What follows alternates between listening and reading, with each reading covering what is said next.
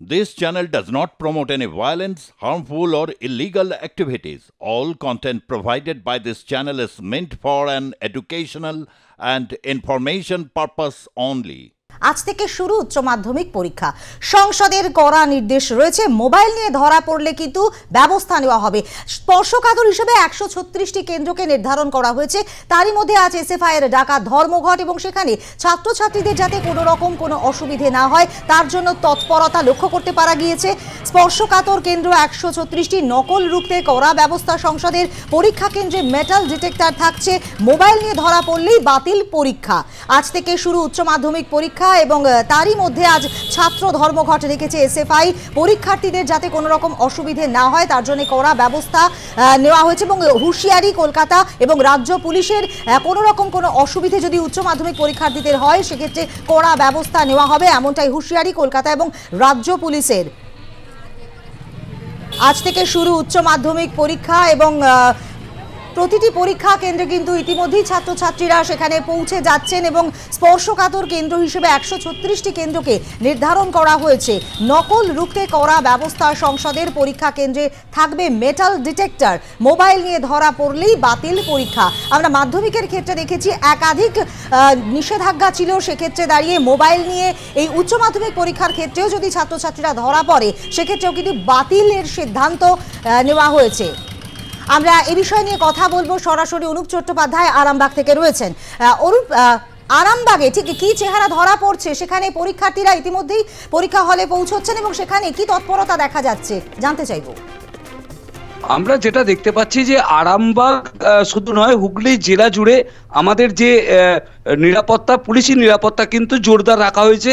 এখন সবথেকে পুলিশ যেটা বিশেষ করে একটা প্রক্রিয়া রেখেছে সেটা হচ্ছে রাস্তায় রাস্তায় তারা ক্যাম্প করছে।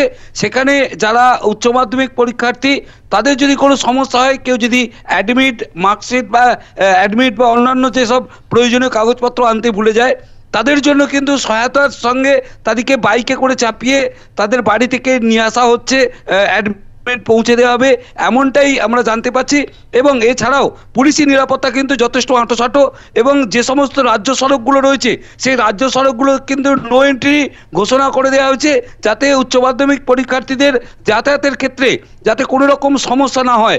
একদম হুগলি জেলা জুড়ে কিন্তু কঠোর নিরাপত্তার মধ্যে দিয়ে উচ্চ মাধ্যমিক পরীক্ষা আজ থেকে শুরু হচ্ছে।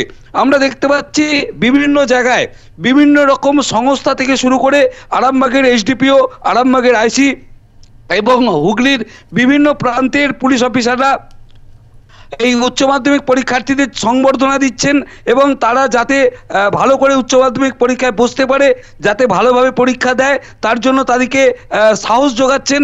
এবং সেই সঙ্গে আমরা দেখতে পাচ্ছি যে আমাদের আরামবাগ সহ হুগলি জেলা জুড়ে যে সমস্ত রাজ্য সরকার যে আমাদের রাজ্যের যে উচ্চ মাধ্যমিক পরীক্ষা সংসদের যে নিয়মাবলী সেই নিয়মাবলীগুলো প্রত্যেকটা অক্ষরে অক্ষরে যাতে পালন হয় তার জন্য কিন্তু কঠোরভাবে পদক্ষেপ নেওয়া হচ্ছে।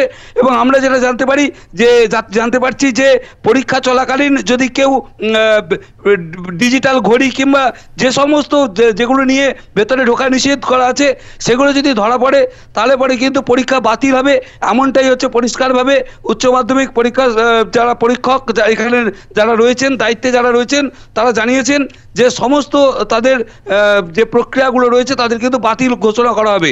সুতরাং সৎভাবে সৎ পথ অবলম্বন করে যাতে উচ্চ মাধ্যমিক পরীক্ষার্থীরা সঠিকভাবে পরীক্ষা দেয় সেই নিয়ে কিন্তু আজকে জেলা জুড়ে আমাদের আরামবাগ সহ হুগলি জেলা জুড়ে কিন্তু তৎপরতার সঙ্গে উচ্চ মাধ্যমিক পরীক্ষা শুরু হচ্ছে।